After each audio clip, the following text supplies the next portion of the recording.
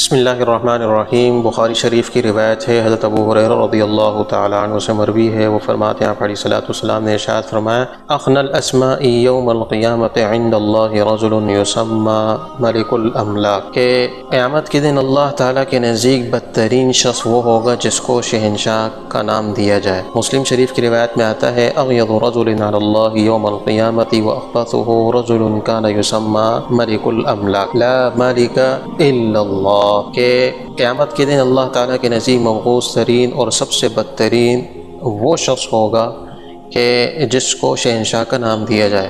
یاد رکھو، اللہ کے سوا کوئی بادشاہ نہیں ہے، اللہ کے سوا کوئی شہنشاہ نہیں ہے۔